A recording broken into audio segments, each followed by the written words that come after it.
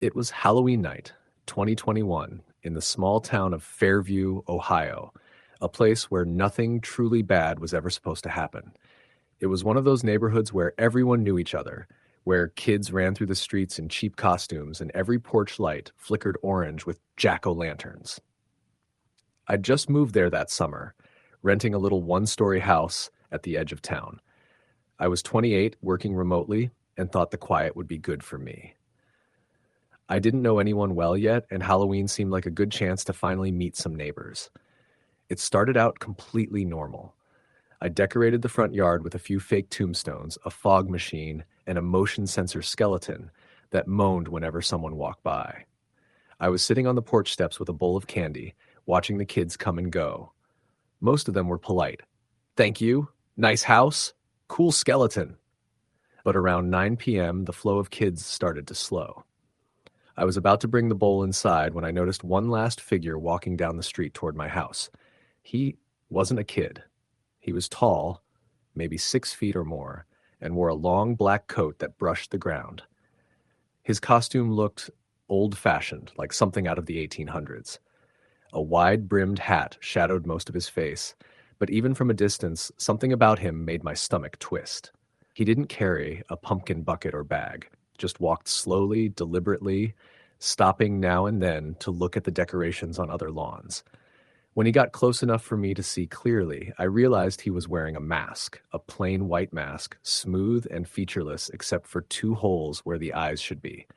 He stopped at the edge of my walkway and stood there. I called out, "Hey, happy Halloween!" He didn't answer. "You want some candy?" I said, trying to laugh it off. "You're kind of tall for trick-or-treating, huh?" Still nothing, just that slow tilt of the head. The motion sensor skeleton next to me went off suddenly, letting out a loud moan. The figure didn't even flinch. "Look, man, if this is some kind of prank, it's not funny," I said, standing now. He slowly raised one arm and pointed, not at me, but at the side of the house. I turned my head to look. There was nothing there, just the old shed and my trash bins. When I turned back, he was gone. I stood there for a while, scanning the street, but it was empty. Only the faint sound of a dog barking somewhere down the block. I told myself it was probably some teenager screwing around, grabbed the candy bowl, and went inside. By 10, I was watching a movie, half asleep on the couch. The night was quiet again. But then, somewhere around 10:30, I heard a faint tap on the window. I froze. At first, I thought maybe it was the wind, but then it came again. 3 slow taps. I got up and peeked through the blinds. The white mask was staring back at me from the darkness outside. I stumbled back, heart pounding. The mask was just floating there. No body, just that pale oval against the window. Then it moved. The figure stepped forward into the light. He was right up against the glass now, that blank face inches away from me.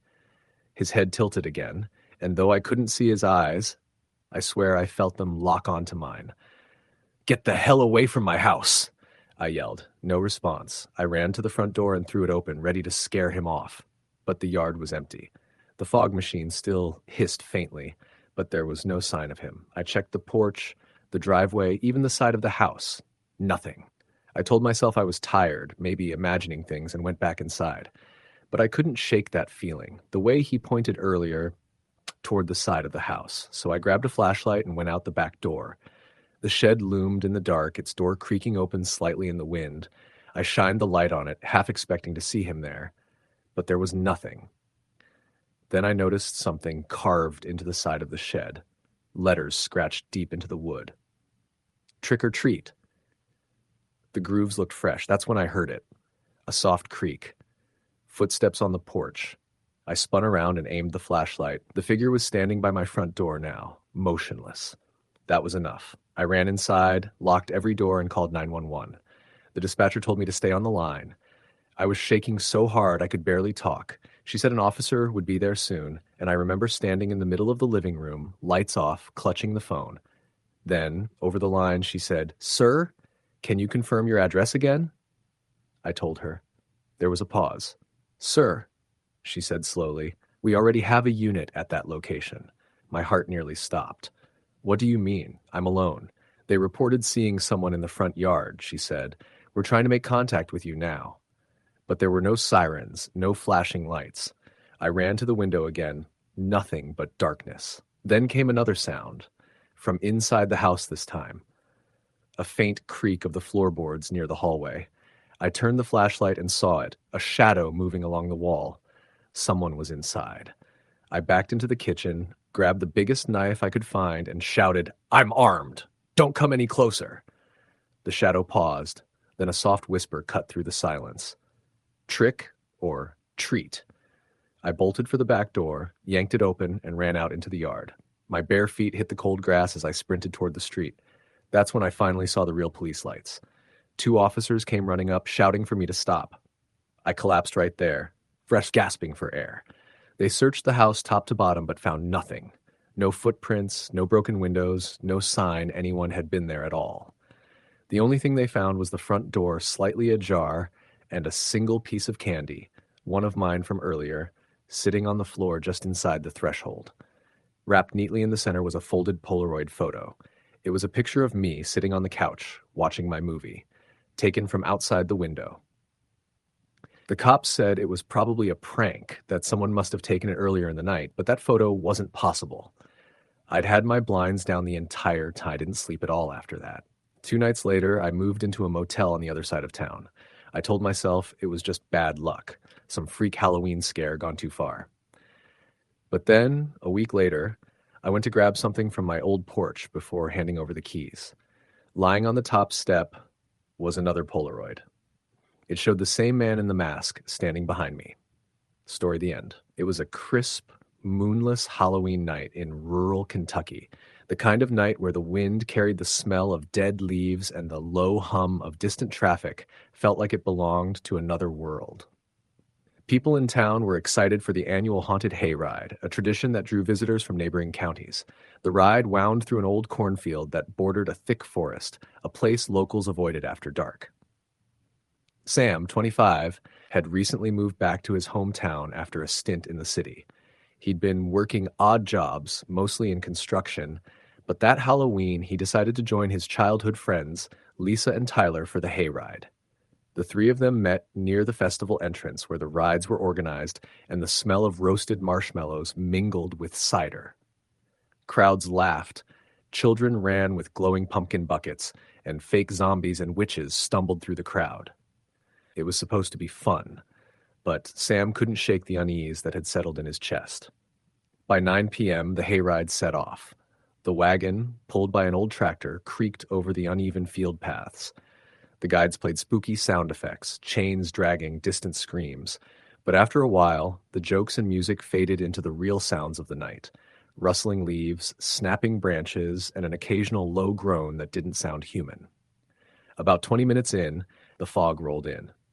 At first, it was just a thin mist, but by the time the wagon reached the deeper part of the cornfield, it had thickened, swallowing the path ahead and obscuring the forest edge. The other riders laughed nervously, thinking it was part of the haunted setup, but Sam felt a chill crawl down his spine. Something about the fog was wrong. It seemed to move with purpose, curling around the wagon, pressing against them. The first scream came from the front of the wagon. A teenage girl sitting near the edge pointed into the fog. There, standing just outside the faint beam of the tractor's headlights, was a figure, tall, hunched, and unnaturally still. Its face was hidden under a hood, and its hands were long, thin, and pale. Sam squinted, but the figure didn't move as they approached. It simply stayed, watching. "Just part of the ride," the guide said, trying to laugh. But Sam wasn't convinced. He felt the hairs on his neck rise. Then the tractor sputtered and stopped. Darkness swallowed the wagon instantly. Riders screamed, some clutching each other. The guides fumbled with the engine, but it wouldn't restart. The fog pressed against them, damp and cold, and the rustling from the cornfield grew louder. Something was moving in it, closer, circling the wagon. Sam grabbed Lisa's hand. "We need to get out of here," he said. "No way," she whispered. "We can't see anything." Tyler shone a flashlight into the fog. The beam cut through the mist for only a few feet before revealing nothing. But then the beam passed over the tall figure again, closer than before. It didn't walk. It glided, silent, fast. "Who's there?" Tyler called, voice cracking. No answer, just the low hum of the fog, now interspersed with faint whispering, as if hundreds of voices were speaking at once, just out of comprehension. "Sam!" He froze. That voice, soft yet firm, called his name. He looked around, but no one was near him. His heart pounded. Suddenly, the cornstalks bent and twisted as if they had life, brushing against the sides of the wagon. The whispers grew louder, overlapping, repeating names. His, Tyler's, Lisa's. "Get off the wagon," Sam shouted, but before anyone could move, a shadow darted through the fog. It grabbed Tyler's leg, jerking him toward the corn. Tyler screamed, hands flailing, but the shadow swallowed him instantly. Just like that, he was gone, dragged into the darkness. The rest of the wagon erupted into chaos. Riders tried to climb down, stumbling, screaming. Sam yanked Lisa over the side, running blindly into the fog. The whispering followed them, circling, relentless. Shapes moved in the mist, too fast to track, too unnatural to be human. After what felt like hours, Sam tripped and fell onto the dirt path. He scrambled to his feet and saw lights ahead, the festival grounds. People were still milling around, unaware of the terror in the cornfield. He grabbed Lisa's arm, pulling her toward the lights, and finally broke through the fog. The festival was alive with music, laughter, and lights, but the hayride wagon was gone. Tyler wasn't there, and when they tried to tell anyone what happened, people shook their heads, confused. "What wagon?" one of the guides said. "All the hayrides are done for the night. They all returned safely." Sam and Lisa searched for days, but no trace of Tyler was ever found. The cornfield was empty, except for the twisted stalks, crushed leaves, and patches of scorched earth that appeared overnight, inexplicably. Years later, Sam moved to the city, tried to forget. But every Halloween, he dreams of fog curling around him, of whispers calling his name, and a tall figure gliding silently, always just out of reach. Sometimes he wakes with the sensation of cold fingers brushing his arm and the faint sound of dragging footsteps echoing in his bedroom. He never goes near cornfields after dark. Story the end. It was Halloween night in 2018, and I had just moved into my first apartment alone in a quiet suburb outside Detroit. The complex was old, two-story brick buildings with a few families and mostly empty units. The leasing office had told me the neighborhood was safe, the kind of place where kids could trick or treat without worry. I had never lived alone before, so I was excited but a little nervous. That evening, I had decorated the front porch with a few orange lights and a couple of fake cobwebs. I even bought a small pumpkin to carve. By 7, I had a bowl of candy set on the step and the porch light on. A few kids came by, running up and down the sidewalk, their laughter echoing between the buildings. I handed out candy politely, smiling even though I didn't know any of the families. Around 8:30, things started to slow down. The little kids were gone, and the older ones hadn't started showing up yet. That's when I noticed movement out of the corner of my eye. Across the parking lot, near the end of the building, a figure was standing in the shadows. It was tall, covered in all black, with what looked like a mask or a painted face, featureless and pale. The posture was strange, rigid but oddly relaxed, like they weren't really walking but gliding. I froze. Then the figure started moving toward me, slowly, carefully, keeping to the edges of the shadows. My stomach knotted, but I told myself it was probably a teenager trying to be creepy. "Hey," I called, holding up my candy bowl. "Happy Halloween!" No response. When they reached the front of my building, they stopped, just standing there. I couldn't see their face clearly, only the shape of the mask under the dim glow of the porch light. Then, without a word, they bent down and placed something on my step. A pumpkin. Not orange, not carved with a happy face. This one was blackened, charred, and smelled of wet ash and metal. I recoiled, but instinctively grabbed a pair of gloves and moved it into the trash bin in the back alley. I double-locked the door and tried to convince myself I was imagining things. At midnight, I woke to a soft noise. A knock, rhythmic and deliberate on the window beside my bed. Tap, tap, tap. I froze, heart hammering. I peeked through the blinds and saw nothing but fog drifting along the parking lot. When I pulled them aside slightly, the figure was standing at the edge of the lot, completely still. I called 911 in a panic, but by the time the dispatcher asked for details, the figure was gone. I stayed awake the rest of the night, sitting in the corner of my room with the lights on. The next morning, I found streaks of mud on the balcony railing outside my window. They didn't lead anywhere, just ended abruptly, as if whoever left them vanished into thin air. I showed them to the building manager, who suggested maybe it was some kids pulling a Halloween prank. I didn't think so. Over the next few nights, the blackened pumpkin appeared again, always on my doorstep, always with a new number carved into the side. The first was 1, the second 2, the third 3. I tried to dispose of them immediately, but each time the pumpkin was gone by morning. The mud streaks came back, leading toward my bedroom window or across the balcony. By the time the fourth pumpkin appeared, I couldn't sleep at all. I stayed awake with every light on, door locked, and a baseball bat in my hands.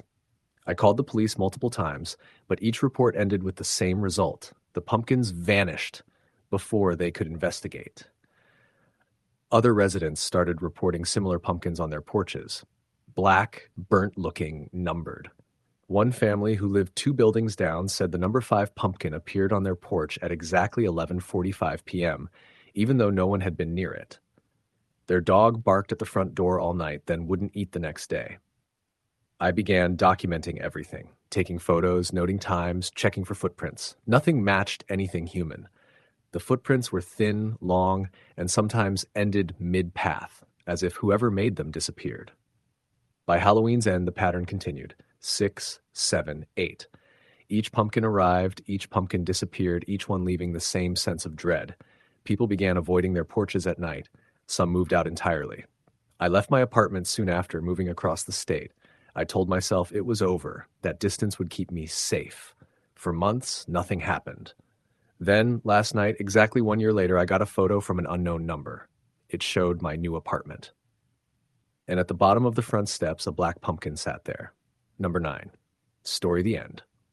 It was Halloween night, 2019. I was 28, living in a small rented house just outside of Portland, Oregon. I had moved there a few months prior after getting a new job at a shipping company. The neighborhood was quiet, filled mostly with families, and I liked that about it. The house I rented was small but cozy. 2 bedrooms, 1 bathroom, and a little front porch where I planned to hand out candy that night. The day started normally. I carved a pumpkin, set out a bowl of candy, and watched the neighborhood kids running around in their costumes. As the sun went down, the air grew colder, and I could smell the faint, smoky scent of wood-burning fireplaces from the nearby houses. By 8 p.m., most of the trick-or-treaters had stopped coming by. The streetlights flickered on, and the once busy neighborhood grew quiet. Around 8:30, I noticed someone standing across the street. At first, I thought it was another group of kids, but this person wasn't moving, just standing there. They wore a dark costume, something that looked like a long black cloak, and a white mask, the kind that was featureless, smooth, no eyes or mouth cutouts, just blank. They stood there for a while, not saying anything, not moving, just staring toward my house. I tried to laugh it off, assuming it was some edgy teen trying to be creepy. But as the minutes passed, I realized they weren't going anywhere.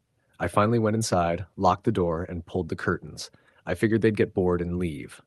About 20 minutes later, there was a soft knock on the door. 3 slow knocks. I froze. I didn't want to open it, but curiosity got the better of me. I peeked through the peephole. No one there. I opened the door a crack, just a few inches, and saw the candy bowl on the porch had been knocked over, the candy scattered across the steps. I leaned out to pick it up, and as I did, I heard something whisper behind me. Trick or treat. It was low, soft, almost playful. I spun around, heart pounding, but the porch was empty. I stepped back inside, locked the door again, and turned on every light in the house. That's when the scratching started. It came from the back of the house near the kitchen window. Slow, deliberate scratches like something dragging fingernails down the glass. I tried to look outside, but it was too dark. All I could see was my own reflection staring back. Then, another knock. This time from the side door, the one that led to the garage. Trick or treat, the voice whispered again. It was closer this time. I called the police, my voice shaking. They told me they'd send someone out to check the area. I stayed on the phone with the dispatcher until the officer arrived about 15 minutes later. When I opened the door for him, I noticed something on the porch. A single piece of candy. It was an old melted caramel wrapped in faded paper, the kind they used to make decades ago. I hadn't bought any of that kind. The officer walked around the house, shining his flashlight through the yard and down the street. Nothing. He said it was probably just a Halloween prank. I wanted to believe him, but I couldn't shake the feeling that whoever or whatever it was, they weren't gone. The officer left, and I went to bed, though I didn't sleep much. Around 3 a.m., I woke up to the sound of my front door creaking open. I froze in bed, listening. The sound of slow footsteps echoed through the living room. Not hurried, calm, confident, like someone who knew exactly where they were going. My breathing went shallow. I reached for my phone on the nightstand, but my hand trembled too much to unlock it. The footsteps stopped just outside my bedroom door. For a long moment, everything was silent. Then that same soft voice, trick or treat. I jumped up and threw open the door, swinging a flashlight wildly around. The house was empty. The front door was wide open, the night air spilling in. Outside, at the end of the driveway, I saw it again, the figure in the black cloak and the white mask. This time the head was tilted, like it was watching me, studying me. It lifted one hand slowly and waved. Then it turned and walked away, disappearing into the fog. I called the police again, but by the time they arrived, the street was empty. No footprints, no sign of anyone. Just the melted piece of caramel still sitting on the porch where I'd left it. Over the next few days, I tried to move on. I told myself it was a Halloween prank, maybe a bored neighbor trying to scare me. But then, strange things started happening.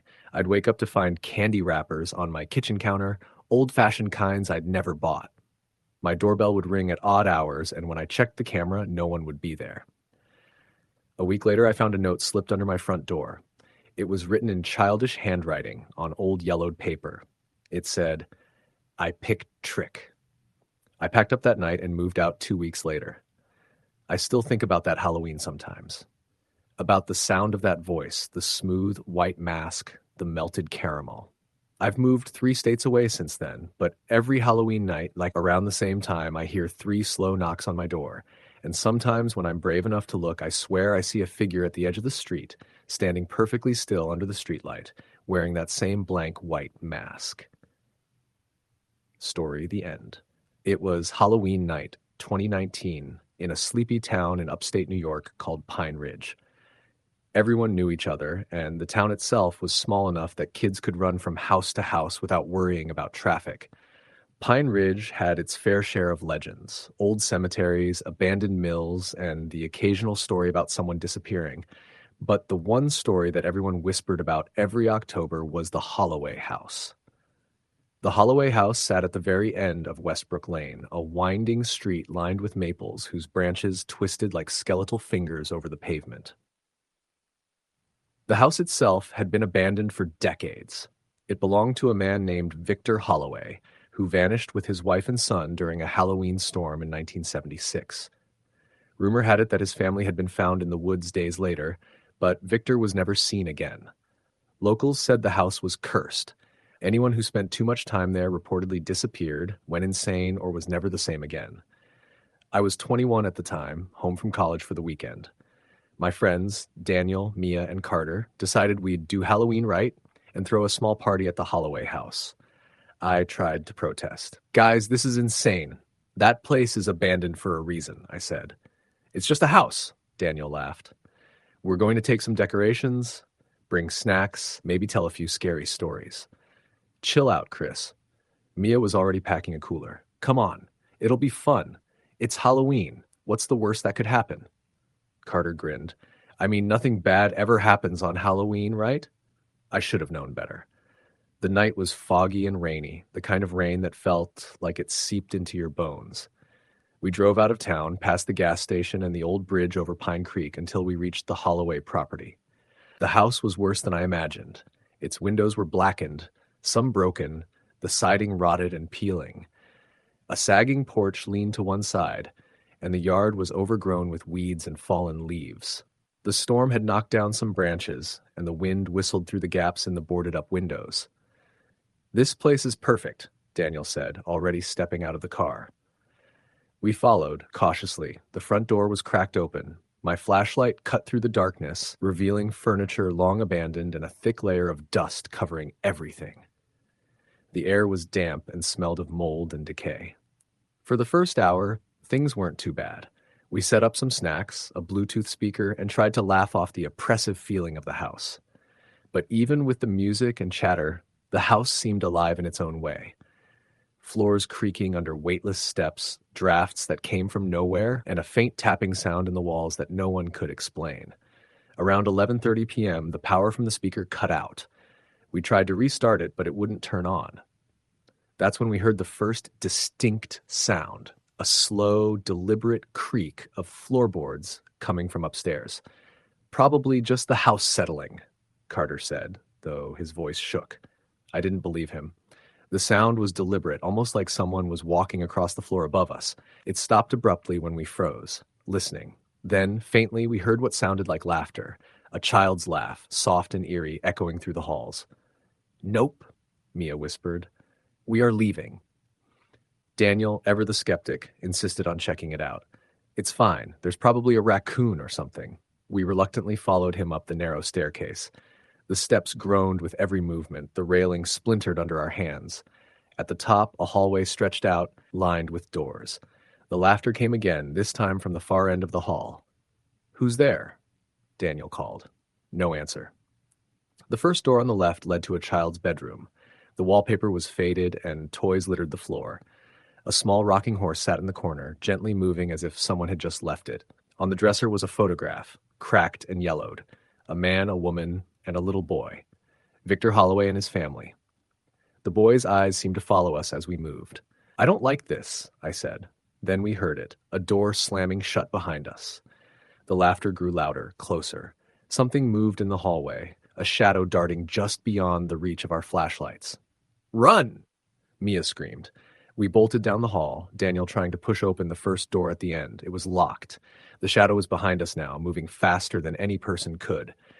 The laughter had turned into something else, a low, guttural hum vibrating in our chests. Carter grabbed my arm. "This way!" He yanked us toward the stairs, but when we reached them, we froze.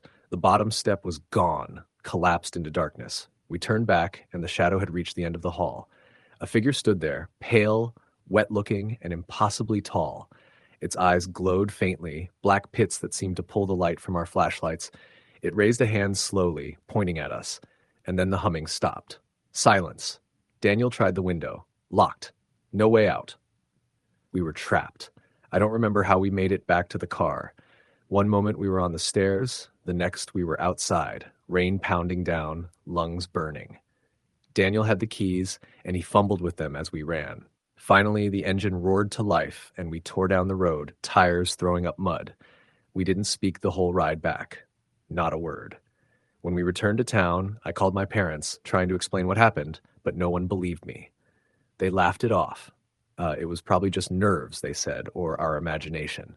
2 nights later, Daniel went missing. His apartment was locked from the inside, his keys on the counter, and there was a faint smell of wet earth lingering in the air. Police found nothing else. No note, no footprints, nothing. Mia left town the next day. Carter stopped returning calls. And I keep seeing shadows in the corners of my room, moving when I'm not looking. Every time it rains, I hear the faint laughter of a child outside my window. Last week, I found a photo on my porch. It was old, yellowed at the edges. A man, a woman, and a little boy, Victor Holloway and his family. Only, the boy was staring directly at me. I haven't slept since. Tonight, I think I'm going back. I can hear it calling me already, the low, wet hum of the Holloway house, inviting me to come home. Story, the end. It was Halloween night, 2021, in a quiet suburban neighborhood outside Columbus, Ohio. The air was cool, the moon bright enough to illuminate the streets, and the last of the trick-or-treaters were making their way home. I was house-sitting for my sister while she and her husband took their kids to a Halloween party across town. It was a simple job: feed the dog, hand out candy, and make sure no one messed with the decorations. I didn't mind. The neighborhood was calm, the kind of place where nothing bad ever seemed to happen. By 9:30 p.m., the steady stream of kids had stopped. I turned off the porch light to signal I was done giving out candy, then settled into the living room with the family's golden retriever, Duke, asleep at my feet. A horror movie marathon played quietly on the TV while I scrolled through my phone, half distracted. Everything was normal until Duke suddenly lifted his head and growled. It wasn't playful or startled. It was low, rumbling, and serious. His eyes were fixed on the front window, hackles raised. I turned down the TV and listened. The street was silent. Then came a sound from outside, soft footsteps on the gravel driveway. Slow, deliberate, getting closer. I froze. The motion sensor porch light didn't come on, which was strange because it was sensitive enough to trigger if a leaf blew by. The footsteps stopped right outside the window. Duke barked and lunged at the door, teeth bared, tail stiff. My heart was pounding as I peeked through the curtain. No one was there. The yard was empty, but the driveway wasn't. At the very edge of the light's reach, a shape stood motionless, a person wearing an old-fashioned Halloween costume. It looked like a scarecrow outfit, tattered brown fabric, straw sticking out from the sleeves, and a burlap sack mask tied tightly over the head. The mask had crude holes cut for the eyes and mouth, uneven and dark. Whoever it was didn't move. They just stood there facing the house. I told myself it was probably some teenager pulling a prank. Still, my stomach twisted with unease. I yelled out the window, "You need to leave! I'm calling the cops!" Nothing. The scarecrow didn't move. Then Duke started growling again, louder this time. Pacing by the door, I backed away, grabbed my phone, and started to dial. When I looked back through the window, the scarecrow was gone. Just gone. I waited for a few minutes, trying to convince myself they'd run off. I turned the porch light back on just in case, then sat back on the couch. My nerves were shot, but the house was quiet again. I was about to text my sister when I heard it, a faint creak coming from the back door. My stomach dropped. The house had a small mudroom connected to the backyard, and the sound had definitely come from there. Duke was already at the back door, growling, his body rigid. I slowly approached, holding my phone like a weapon, and whispered his name. He didn't look at me. His eyes were locked on the door, his growl deepening. Then came another sound. 3 slow knocks. I nearly dropped my phone. Someone was at the back door. I mustered the courage to shout, "I'm calling the police!" But before I could even finish, the knocking stopped. Silence. Duke whimpered and backed away, tail between his legs. I stared at the door for what felt like forever before finally creeping forward to peek through the small window. There was nothing, just the faint outline of the backyard, the trees swaying in the wind. I turned to grab my phone and call the cops for real, but the second I did, the door handle rattled violently. I screamed and stumbled backward as it jerked up and down again and again, like someone was trying to rip it open. "Get away from the house!" I yelled. My voice cracked. Duke barked furiously, but the handle kept shaking until suddenly, silence. Then I heard it, a soft scraping sound coming from the side of the house, moving toward the front. I ran to the living room window, heart pounding. The scarecrow was back, but this time it was closer, standing right at the edge of the porch, still as death, head tilted slightly as if listening. The mask looked wet now, darker around the mouth, and one of its sleeves was torn. I grabbed the phone and dialed 911, my voice shaking as I told the dispatcher someone was outside the house trying to get in. She told me to stay inside, lock the doors, and wait for officers to arrive. I did exactly that. I locked every door, every window, turned off the lights, and sat in the dark with Duke pressed against me, trembling. Minutes crawled by. I could hear faint movement outside, circling the house slowly, stopping occasionally, then starting again.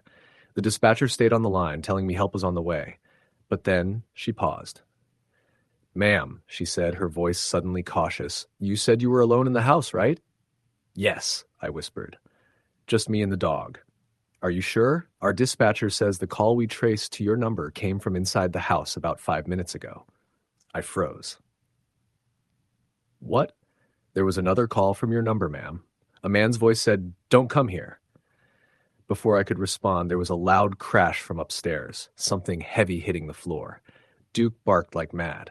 I screamed and ran toward the front door, fumbling with the lock, desperate to get out. The dispatcher yelled for me to stay calm, but I wasn't listening. I just needed to get out. The front door swung open. The porch was empty, the night silent. I ran barefoot into the yard, phone still in my hand, screaming for help. Blue and red lights appeared down the street moments later, and I ran toward them, sobbing. When the police searched the house, they found no one inside. But in the upstairs hallway, they discovered something I'll never forget. A muddy set of footprints leading from the open attic hatch down the hall and stopping right above where I had been sitting in the living room. In the attic, they found a small burlap mask, just like the one I'd seen outside.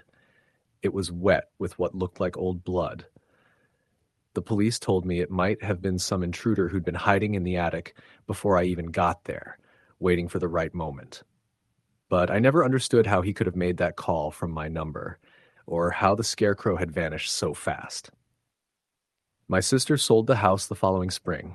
The new owners tore down the old shed in the backyard, and according to one of the neighbors, they found a shallow grave beneath it, just bones and remnants of burlap fabric. Every Halloween since, the people on that street have claimed to see a figure in a tattered scarecrow costume standing in the fields just past midnight, watching the houses in silence. Story the end. It started with an argument about costumes. My girlfriend Marissa wanted us to go as matching vampires for Halloween, while I wanted something less cliche, like a classic slasher villain. We'd been invited to her coworker's big Halloween party, supposedly held in some old farmhouse outside of town that had been converted into a kind of haunted event venue. She said it was a tradition. Everyone dressed up, there were decorations, drinks, even a bonfire out back. We'd been dating about a year, and this was the first Halloween we'd actually spent together. I was excited, though I didn't really know any of her friends. The party was about 40 minutes outside of Cleveland, somewhere near an old stretch of rural road surrounded by woods. Marissa dressed up as a vampire. Red lipstick, black dress, fake fangs. I threw together a Michael Myers costume, mask and all. It was cold that night, but the sky was clear, and the moon hung over the treetops like a spotlight. We left around 8, and by the time we reached the place, I could already see other cars lined up along the gravel driveway. Trucks, SUVs, a few sedans. The farmhouse itself looked like something straight out of a Halloween movie. 2 stories, faded white paint, a wraparound porch strung with orange lights, and jack-o'-lanterns glowing on the steps. Music thumped from inside, and people in every kind of costume spilled out onto the porch. Witches, zombies, skeletons, even a guy in a realistic werewolf suit. It felt like everyone was having a good time. We parked near the back, grabbed the beer we'd brought, and headed in.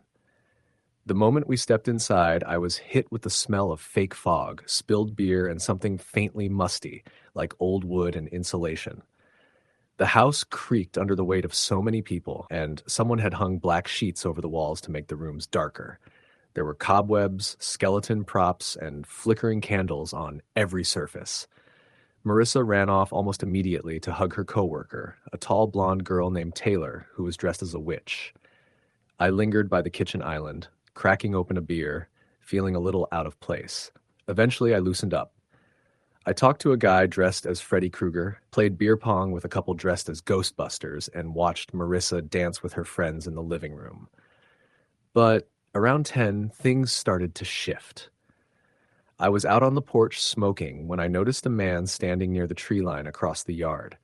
At first, I thought it was just another guest stepping outside. He wore a full black cloak and a white mask, like a porcelain face with hollow eyes. He wasn't moving, though, just standing there watching the house. A couple of others came out behind me laughing, and when I looked back, the man was gone. I figured maybe he'd gone around back to join the bonfire. Later, when I went to find Marissa, I couldn't see her anywhere. I checked the living room, kitchen, even the bathroom line. Nothing. I tried calling her, but there was no signal inside the house. I finally stepped outside and got one bar. When she picked up, her voice was low, panicked. "Eli, where are you?" she whispered. "I'm out front." I said, "Where the hell did you go?" I thought I saw someone upstairs," she said. "Someone who wasn't from the party." "What do you mean?" I went to the bathroom, and when I came out, there was a man at the end of the hallway wearing a mask. He just turned and walked into one of the bedrooms. I tried to tell Taylor, but she said nobody's supposed to be upstairs. I felt my chest tighten. "Stay where you are. I'll come find you." I went inside and started up the creaky staircase, the house suddenly feeling quieter than before. Most of the party noise was downstairs. The hallway was lit only by a string of orange lights taped to the ceiling, and all the bedroom doors were closed. I called out softly, "Marissa?" Something creaked behind one of the doors. I pushed it open, expecting maybe to see someone hooking up or hiding from the crowd. But instead, the room was empty except for an old dresser, a dusty mirror, and a few plastic storage bins stacked in a corner. The air felt colder up there, too. I turned to leave and froze. At the far end of the hall, just past the last light, stood the man in the mask, the same one I'd seen outside. His face, white and smooth, expressionless, seemed to float in the dark. "Hey," I said, my voice louder than I intended. "You're not supposed to be up here." He didn't respond, just tilted his head slightly. I took a step forward, and he turned and walked into another room. I went after him, but when I reached the doorway, the room was empty. The window was open, curtains blowing in the cold wind. I leaned out, scanning the yard below, but there was no sign of anyone. When I turned back, something brushed against my shoulder. I spun around, but nothing was there, just the half-open closet door. I yanked it open. Empty. My phone buzzed again. It was Marissa. "Eli, are you upstairs?" she asked. Her voice was trembling.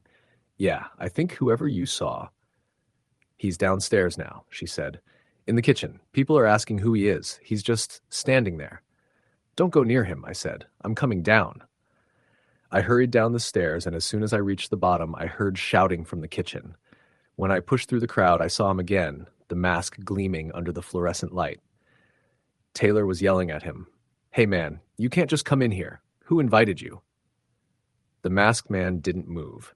Someone else, one of the guys from beer pong, stepped forward and tried to pull the mask off, but before he could, the man lunged. He grabbed the guy by the neck and slammed him into the fridge. The room erupted in screams. The man bolted toward the back door, knocking over a table as people scattered. I ran after him, out into the backyard. He was fast, already halfway across the yard, heading toward the woods. I chased him, slipping in the mud, the sound of the party fading behind me. By the time I reached the tree line, he was gone. I stopped, breathing hard, peering into the darkness. The forest was silent except for the rustle of dead leaves. Then, from somewhere deeper in the woods, I heard it. A low, drawn-out whistle. I froze. It came again, closer this time. I turned back toward the house, but I couldn't see it anymore. Somehow I'd wandered farther than I realized. My phone's flashlight barely lit the path. The whistle came again, then the sound of footsteps crunching leaves. "Who's there?" I called. No response. A figure flickered between the trees, pale mask catching the light. I started backing up, keeping my eyes on the shape until I tripped over a root and hit the ground. The flashlight went flying. When I grabbed it again and swung it up, the mask was gone. Something whispered right behind me. "Boo!" I spun around, swinging wildly with the flashlight, but hit only air. I bolted through the trees, branches slapping my face, until I saw the orange glow of the house through the clearing. I burst out of the woods, covered in dirt and leaves, and stumbled toward the porch. Everyone was outside now, panicked. Some were calling the cops, others packing up to leave. Marissa ran to me, eyes wide. "What happened? Are you okay?" "He's still out there," I said. "In the woods." "Eli," she whispered, "someone found something upstairs." She led me back inside, right past the crowd of frightened partygoers. In one of the bedrooms, a group of people stood around a pile of old photo frames pulled from a box. Inside one of the frames was a picture of a family, a man, woman, and 2 kids, standing on the porch of the same farmhouse. The man looked familiar. He had the same build, the same shape to his face. Someone murmured, "That's him. That's the guy in the mask." Another person said, "Wasn't this place abandoned for years before Taylor rented it for the party?" "Yeah," Taylor said. "The owner said it was foreclosed. The last family left after a murder or something." Everyone went silent. Before anyone could say more, the power flickered and went out completely. The only light came from the jack-o'-lanterns outside. Someone screamed from the hallway. When we rushed out, we saw one of the guests lying at the bottom of the stairs, blood pooling beneath his head. Marissa grabbed my arm, shaking. "We have to go. Now." We ran out into the cold night, the yard filled with people shouting and calling 911. The police arrived about 20 minutes later, searching the woods and the house. They never found the masked man. The guy who fell down the stairs didn't make it. They said he broke his neck, though no one saw him fall. When we finally got home that night, Marissa couldn't stop shaking. I tried to calm her down, but I couldn't stop replaying what I'd seen. The way the man had stood there, silent, the way he'd seemed to appear and vanish like smoke. A few days later, a detective came by to ask questions. He said they'd found something behind one of the walls upstairs, old newspaper clippings dated from the late 90s. One headline read, "Local family found dead in farmhouse murder-suicide." The article said the father had killed his wife and kids before hanging himself in the attic. His name was Richard Crane. I looked at the photo. It was him. The same man. The detective said the house had changed owners several times since, but most renters never stayed long. Complaints about strange noises, shadows, even sightings of a man wearing a white mask. Halloween had just been the perfect night for him to show up again. Marissa and I broke up a few weeks later. She said she couldn't stop dreaming about the mask. Sometimes she'd wake up thinking she saw someone standing at the foot of the bed, watching her. As for me, I moved apartments, stopped going to Halloween parties altogether. But every October, right around midnight, I hear it again outside my window, soft, distant, and unmistakable. That same low whistle. Story, the end. It was Halloween night in 2018, and I was living in a small town in Kentucky called Ridgewood. I had just turned 20, and my friends were all eager to go out and hit the local bars, but I wasn't really in the mood. Instead, I agreed to go with my childhood friend, Marcus, to a Halloween party at an old abandoned farmhouse on the outskirts of town. The farmhouse had been empty for decades. Locals said it was cursed, that the previous owners had disappeared one Halloween, never to be found. No one went near it except the occasional curious teen. But Marcus insisted it would be the perfect spot for a party, dark, isolated, and, in his words, perfectly creepy. We drove out around 9 p.m., the streets deserted, fog rolling in low to the ground, the car headlights barely cut through it. As we got closer, I could see the silhouette of the farmhouse, its paint peeling, windows broken, the porch sagging. The yard was overgrown with weeds and dead grass, and the chain-link fence had large holes in it. Marcus parked in the gravel driveway, and we got out, joining a small crowd of 20 or so people who had already started gathering around a fire pit in the yard. There was a mix of teens and college-aged kids, some in costumes, some not. At first it was fine. People were laughing, drinking, telling ghost stories. But the farmhouse loomed behind us, dark and silent, and there was a strange smell in the air, like damp earth and something burned. Around 11, someone dared a group of us to go inside. "It's empty," they said. "Just crawl through the living room. Check it out. Nothing scary will happen." I didn't want to go, but Marcus egged me on. "Come on, it's Halloween," he said. "Don't be a wimp." So we went. The door creaked as we pushed it open. Dust swirled in the flashlight beams, and the air was thick and musty. Broken furniture lay scattered, and old wallpaper peeled from the walls. My stomach churned as we stepped inside, the floorboards groaning under our weight. We explored the first floor for a few minutes. Nothing seemed alive. Then Marcus found a narrow staircase leading to the attic. "Let's see what's up there," he whispered. The attic door was old, heavy, and stuck at first.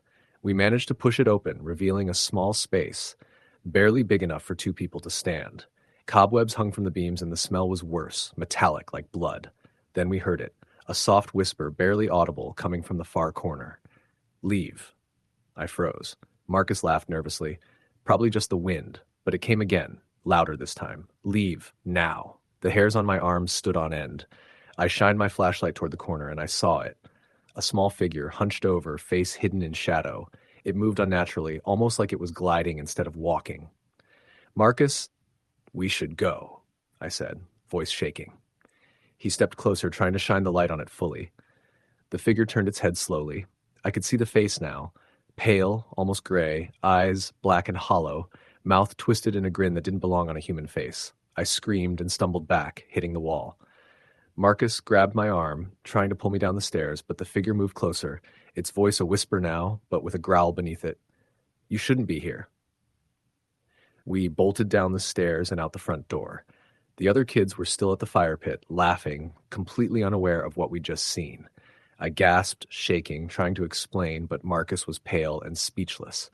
That night, I couldn't sleep. Every sound, the wind rattling the windows, the trees brushing against the house, made me jump. And in the distance, I could swear I heard whispering again, faint but unmistakable. "Leave now." The next morning, we drove past the farmhouse in daylight. It looked abandoned, quiet, just as it had for years. But I noticed something I hadn't the night before. A single set of small footprints leading from the attic window down into the yard, stopping at the edge of the fire pit. No one else was there. Years later, I still remember the face, the voice, and the way it moved. I don't go near old houses anymore, and I never celebrated Halloween in Ridgewood again. Every time I hear a creak in the floor or a whisper in the dark, I think of that night. And I know somehow that farmhouse is still out there, waiting for the next person foolish enough to go inside. Story the end. It was Halloween night in a small town in upstate New York called Millbrook. The streets were quiet, almost eerily so, save for the occasional sound of kids running from house to house, their laughter muffled under the weight of coats and scarves. I had just turned 25 and was working the graveyard shift at a 24-hour convenience store. My friends had all moved away, so I wasn't planning on going out that night. But my coworker, Rachel, convinced me to tag along to a party at the old Thompson farmhouse, a place that had been abandoned for decades and was infamous in town for its history of strange disappearances and murders. The farmhouse sat at the end of a long, narrow dirt road. The trees on either side were twisted and bare, their branches clawing at the sky. The moon was half hidden behind clouds, casting fleeting shadows across the road as Rachel's car rattled along the uneven path. "Are you sure this is a good idea?" I asked, gripping the door handle so tight my knuckles went white. Rachel laughed, her breath misting in the cold night air. "Relax, Greg. It's just an old house. Spooky, sure, but nothing's going to happen. That's what makes it fun." When we arrived, the house looked even worse than I imagined. Its paint had long peeled away, leaving the wood rotting and gray. Windows were cracked or boarded up, the porch sagging under the weight of years. There was a faint orange glow coming from inside, and as we got closer, I could hear muffled voices and laughter. People had obviously been here for hours already, though most of the town avoided this place. Inside, the smell hit me first. Mildew, rot, and something metallic, almost like rust or old blood. The floors creaked with every step, and cobwebs hung from the ceiling like tattered curtains. Rachel immediately wandered off, eager to see who was there, and I followed reluctantly. Most of the people at the party were college kids from the next town over. They were drinking, joking, and taking selfies in front of the fireplace that had long since gone cold. But the house had a stillness underneath it all, like it was watching. As midnight approached, someone suggested we explore the upstairs. The second floor had been left mostly untouched for years, and it was said to be the most haunted part of the house. The staircase groaned under our weight. Dust swirled in the beam of my flashlight. Upstairs, the hallway was lined with doors. Some were slightly open, others fully closed. The floor sagged in places, and I had to watch every step. I noticed strange symbols carved into the wooden door frames, circles, lines, jagged shapes that didn't make sense. I called out to Rachel, but there was no answer. Then I heard it, a soft whisper, barely audible. "Go, now." I froze. "Rachel?" I called again. The whisper repeated, more urgent. "Leave, now." I felt a cold breeze brush against the back of my neck. Turning around, I saw a door at the end of the hall slightly ajar. A faint light glowed from inside. Something about it pulled me forward. Inside was a small room that had clearly been a child's bedroom once. Old toys were scattered across the floor, yellowed and broken. A small crib sat in the corner, mattress sunken, and then I saw it. Footprints. Tiny, muddy footprints leading from the window to the crib. They stopped there. I stepped closer, my heart hammering. The crib moved, just slightly. And then I heard it, a soft, wet breathing. My flashlight flickered, and I could just barely make out a figure sitting in the crib. Pale skin, dark eyes, limbs thin as sticks, it tilted its head, staring at me, and whispered, "Play with me." I stumbled back, tripping over a broken toy. The figure lunged toward me, crawling out of the crib unnaturally fast. Its movements were jerky, unnatural, and its mouth opened impossibly wide. I screamed, running toward the door. Behind me, the whispers grew louder, echoing down the hallway. Rachel appeared suddenly at the end of the hall, her eyes wide with terror. "Greg, come on," she shouted. We ran down the stairs, the house seeming to stretch around us, hallways longer than they should have been, doors appearing and disappearing as we passed. We burst out the front door into the cold night air. The party was gone. Everyone had left. The orange glow that had been coming from the house flickered and died. As we reached the car, I looked back at the house. In one of the upstairs windows, I saw a figure standing. It was small, pale, and thin, smiling in a way that made my stomach twist. Then it vanished. We drove back to town in silence. I couldn't shake the feeling that something was following us, keeping pace just beyond the trees. The next morning, I tried to convince myself it had been a trick of the shadows, a mix of adrenaline and the stories I had heard about the house.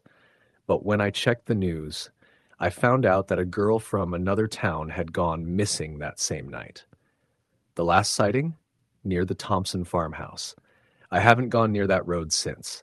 Every Halloween, when the wind rustles the trees and the air turns cold, I think about that pale figure in the crib and hear that wet whisper, "Play with me." Even now, I can't explain it, and I know some things you shouldn't try to understand. Some doors once opened don't stay closed. Story the end. It was Halloween night in 2019, and I was driving back home from a friend's party in rural Pennsylvania. I lived about 30 minutes outside of the nearest town, along a stretch of road that cut through thick forest. It wasn't unusual to see deer or stray animals at night, but I had a bad feeling about this particular evening from the moment I left the party. The air was cold and damp, a light mist settling over the asphalt. The party had been fun. Nothing wild, but I'd had a couple of drinks, so I was taking it slow. My headlights cut through the fog as I drove, illuminating the empty road ahead. The streetlights were sparse, just the occasional broken lamppost flickering as I passed. About 20 minutes into the drive, I saw a figure in the distance on the side of the road. At first, I thought it was a trick of the fog. The figure was small, hunched, and completely still. I slowed down instinctively. As I got closer, I realized it was a little girl, probably no older than 8 or 9, standing in the middle of the lane. She was wearing a black hoodie, but no costume, nothing festive. I slammed on the brakes. My car screeched to a stop, and I sat there, staring. The girl didn't move. Her face was pale, almost translucent in the dim headlights.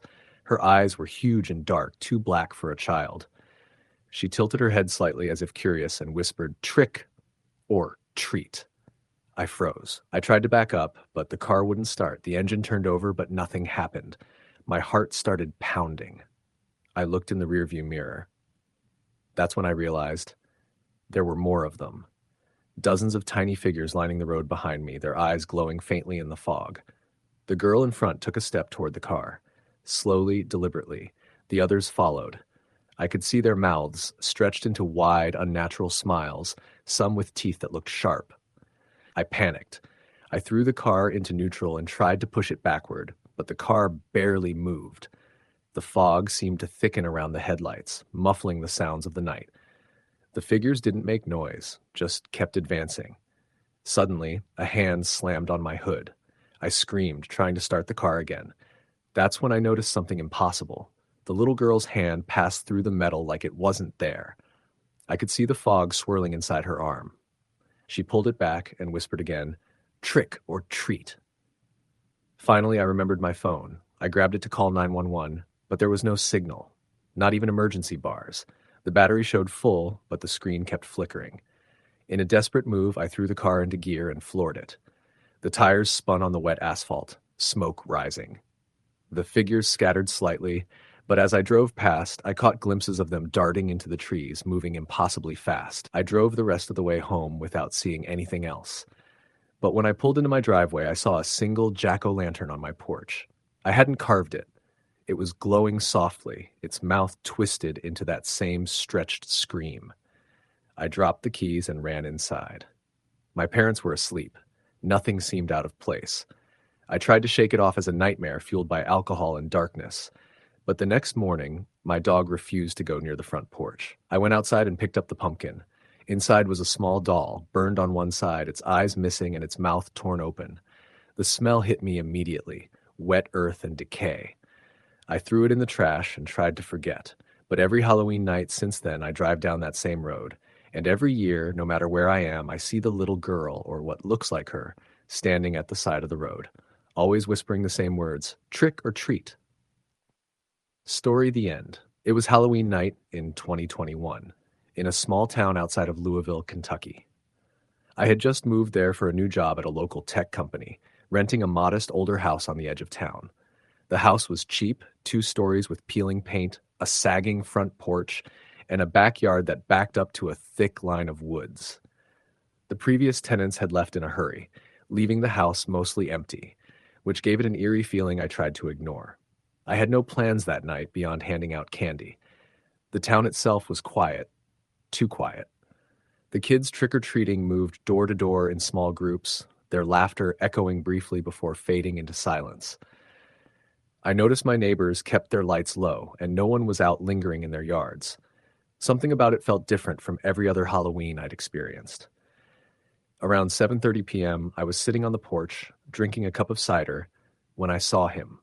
A man walking slowly down the street, tall, thin, wearing a dark overcoat and a wide-brimmed hat that hid his face. His gait was deliberate, almost unnatural. He didn't look at the kids passing by, didn't pause at the houses, just walked straight, gliding over the pavement with an odd, eerie smoothness. I called out to him, but he didn't respond. He never even glanced my way. After a few minutes, he disappeared around the corner, and I shrugged it off. Maybe he was a tourist, a stranger who didn't know the area. Later that night, around 10:15, I was putting away the last of the candy when I heard a soft tapping at the window. At first, I thought it was the wind rattling the glass, but the tapping was too steady, too intentional. It moved from one window to the next, lightly, rhythmically, always stopping when I approached. Then I heard it. A whisper, just barely audible. "Come outside." I froze. My hands were shaking. I told myself it was a prank, that someone was playing games, but no one in this neighborhood was out after dark at this hour. The tapping escalated into pounding. My bedroom door slammed shut on its own. I grabbed my phone and called 911, but the line was dead. The lights flickered, then went out completely. I was in total darkness, save for the faint glow of the streetlights outside. Through the window, I saw a shadow. A little girl, standing perfectly still at the edge of my yard. She wasn't wearing a costume, just a pale, old-fashioned dress, and her hair was tied neatly with a ribbon. Her face was pale, her eyes dark, hollow. "You shouldn't be here," she whispered. The hair on my neck stood up. I stepped back and she disappeared. I thought I was losing my mind. Around midnight, I heard footsteps coming from the backyard. Slow, deliberate, crunching on the dry leaves. I didn't dare look. The sound moved along the side of the house, circling to the front porch. I could see shadows flickering under the porch light, though when I turned on the lamp, nothing was there. By 2 a.m., I was huddled in the corner of my bedroom, clutching a baseball bat, too scared to move. The whispers returned, this time louder, more insistent. "It's better outside. You should come outside." Morning came. I opened the door carefully, expecting to find someone or something waiting. Nothing. No footprints in the yard, no signs of forced entry, nothing except an empty swing swaying in the backyard, though I hadn't left it moving. I spent the next week at a friend's house, too terrified to return. When I finally went back, the house felt colder than ever, almost alive with a presence I couldn't explain. I found marks on the walls, tiny scratches as if a child had been running her fingernails across them. I moved out within 2 weeks. The landlord was vague when I asked about the house's history, only muttering that the previous tenants left in a hurry, some claiming the place was haunted. Years later, I drive past that neighborhood sometimes. On Halloween night from a distance, I sometimes see her, the little girl in the old-fashioned dress, standing silently on the edge of the street, watching, waiting. And when she sees me, she whispers the same words, "You shouldn't be here." Every Halloween since, I've had nightmares about that night. I wake up to the faint sound of tapping, like tiny fingers on glass, and I know she hasn't forgotten me. I know she's still out there, waiting for someone new to follow her into the darkness. Story, the end. On Halloween night of 2019, a small town in southern Illinois called Brighton was alive with the usual excitement. Porch lights glowing orange, kids running through yards in costumes, the sound of laughter echoing between rows of old Victorian homes. It was one of those towns where everyone knew everyone, the kind of place where traditions stuck like stubborn ghosts. For as long as anyone could remember, the local high school seniors would organize a haunted dare, a tradition that involved spending Halloween night in an abandoned place somewhere near town. That year, the spot they picked was the old Glenridge Orphanage, a decaying brick structure about 3 miles down a country road that ended in a tangle of weeds and rusted gates. The place had been closed since the early 1980s after a fire broke out in one of the dorm wings, killing several children. Rumors about it being haunted had circulated for decades. Some said they could still hear children crying from the woods on cold nights. Others said a caretaker had gone mad after the fire and lived there until he disappeared without a trace. For most of the teens, it was just a spooky story, a way to scare themselves before sneaking beers and daring each other to go deeper inside. But for one of them, a girl named Leah Granger, the orphanage wasn't just another Halloween thrill. Her grandmother had worked there in the 1970s, and she'd grown up hearing stories about how eerie it had been even before the fire. Her grandmother used to warn her never to go near the place, saying, "Some buildings remember too much, Leah, and they don't forget who comes inside." That night, there were 6 of them: Leah, her boyfriend Travis, her best friend Kayla, Kayla's boyfriend Nate, and 2 other classmates, Kyle and Emma. They parked their cars near the edge of the woods and hiked down the overgrown path with flashlights and backpacks filled with snacks, beer, and a Ouija board they'd stolen from Kayla's older brother. The air was cold with a thin mist rising from the ground, and the sky hung low with fast-moving clouds. When the orphanage came into view, it was even more haunting than they'd expected. The 2-story building was half collapsed in some areas, its roof caved in and windows shattered. The walls were streaked black from fire damage, and ivy crawled up through broken bricks. A rusted playground sat to the right, an old merry-go-round and a swing set swaying slightly in the wind. "This is perfect," Nate said with a grin, sweeping his flashlight across the cracked entrance. "Perfect for what? Tetanus?" Leah muttered, hugging herself. But they went inside anyway, ducking under a half-fallen doorframe and stepping into what used to be the main hall. Their footsteps echoed against the charred tile floor. The smell of damp rot hung heavy in the air. The beam of Travis's flashlight caught faded murals on the walls, painted suns, trees, and the faint outlines of smiling children. "Creepy, but not that bad," Kyle said, trying to sound brave. "Let's find a place to set up," Kayla suggested. "Then we can do the Ouija thing." They found an old classroom with collapsed desks and water-stained ceilings. A single blackboard still hung on one wall, the chalk outlines of math problems faintly visible beneath a layer of grime. They spread out blankets and cracked open beers, laughing to chase away the tension. At around 11 p.m., Nate set the Ouija board in the center of the floor. "This is how people in horror movies die," Leah said flatly. "That's what makes it fun," Travis said, giving her a playful nudge. They lit a few candles, the flickering glow casting long, wavering shadows across the room. The group placed their fingers on the planchette. "All right," Nate said in a mock spooky voice. "Is anyone here with us tonight?" At first, nothing happened. Just the sound of dripping water somewhere in the distance and the faint whistle of wind through the broken windows. Then the planchette began to move. Slowly, almost imperceptibly at first. Leah froze. "Okay, who's pushing it?" she demanded. "Nobody," Emma whispered. "I swear I'm not." The pointer slid to yes. Everyone exchanged nervous glances. "All right," Nate said, grinning nervously. "What's your name?" The planchette moved again, jerking from letter to letter. James. "James," Travis read aloud. "Were you one of the kids here?" "Yes." Leah's heart was pounding. She swallowed hard. "What happened to you, James?" The board spelled out Fire. Kayla frowned. "Creepy coincidence." Then it continued. Henry. "What's Henry?" Nate asked. No one said anything. Leah's grandmother had told her that name once. Henry Carr, the caretaker, the one who'd supposedly gone mad after the fire. "Let's stop," Leah said quickly. "Seriously." But the planchette started to move again, faster this time. The letters came one after another. H-R-E. Then the candles flickered violently, and every flashlight in the room went out. For a moment, there was total blackness. Leah could hear her own heartbeat hammering in her ears. Someone gasped. Then, from somewhere down the hall, came the sound of slow, dragging footsteps. "Travis," Leah whispered, gripping his arm. "That's not funny." I'm not doing anything, he said, his voice trembling. The footsteps got closer, accompanied by a faint metallic scraping, like someone dragging a pipe or chain across the floor. Let's go, Emma whispered. Please, let's just go. They scrambled to grab their stuff, phones lighting the way as they stumbled through the dark hallway. The sound behind them grew louder, closer. Leah turned once and caught something in the dim glow of her phone. A shadow at the end of the hall, too tall to be a child, standing unnaturally still.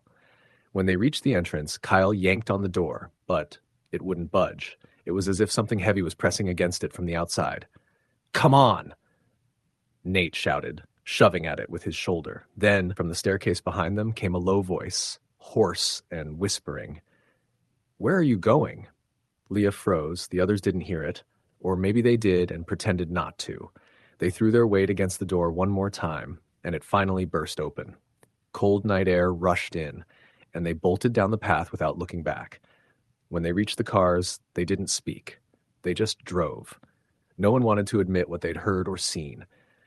But that night, when Leah finally got home, something strange happened. She dropped her backpack by her door and went to wash her hands, and when she came back, the Ouija board was lying open on her bed. She hadn't taken it. None of them had. She called Travis, panicked. He answered on the third ring, his voice shaky. Leah, it's in my car. I just looked. The board's not there. She hung up and tried to throw it away, but when she opened her trash bin the next morning, it was sitting on top of her laundry basket instead. Over the next few days, all of them started to experience strange things. Kayla said she heard tapping on her window every night around 3 a.m. Travis's dog barked at the hallway for hours, teeth bared whenever the lights went out. Kyle got into a car accident on an empty road after saying he saw a man standing in the middle of it, one that vanished right before impact. Leah tried to convince herself it was all in their heads, that they'd just freaked themselves out. But a week later, on November 7th, she woke up to the smell of smoke. Her fire alarm was blaring. She ran to the kitchen, but there was nothing burning. The air was thick, though, like someone had lit a fire in another room. She turned and froze. Written in soot across her living room wall were the words, Henry watches. The next day, she drove to her grandmother's house, shaking. Her grandmother was old and frail by then, barely able to walk. But when Leah told her what had happened, her expression changed. You shouldn't have gone there, she said softly. That man, Henry Carr, he wasn't just a caretaker. He was a cruel man. They said he punished the children who misbehaved, locked them in the furnace room sometimes. When the fire started, he tried to save the building instead of the kids. He stayed behind. Some people think he never really died. Leah told her about the Ouija board and the word here. Her grandmother's eyes welled up. He's not just here, she said. He follows. That night, Leah slept with her lights on. Around 2:30 a.m., she woke up to a noise, faint, rhythmic tapping, coming from the hallway. She sat up, heart pounding. The sound stopped. Then from the darkness near her bedroom door came a whisper. A dry, rasping voice she recognized instantly. Where are you going? Leah screamed and turned on the light, but the hallway was empty. Only the faint smell of smoke lingered. She moved in with her cousin the next day. Travis stopped answering calls by the end of the month. Kayla transferred schools. Kyle's parents moved away after his accident. None of them ever talked about that night again. 2 years later, in 2021, the Glenridge Orphanage was finally demolished. But a week after the demolition, local papers reported that one of the construction workers died after falling into the old basement. Witnesses claimed he'd been alone when it happened. But before the fall, others heard him shout for help, saying someone down there was dragging chains. Leah still lives in Illinois. Every Halloween, no matter where she goes, she wakes up around 3 a.m. to the smell of smoke. Sometimes she swears she hears a man's voice whispering from the dark, soft and hoarse, just behind her ear. Where are you going? Story the end.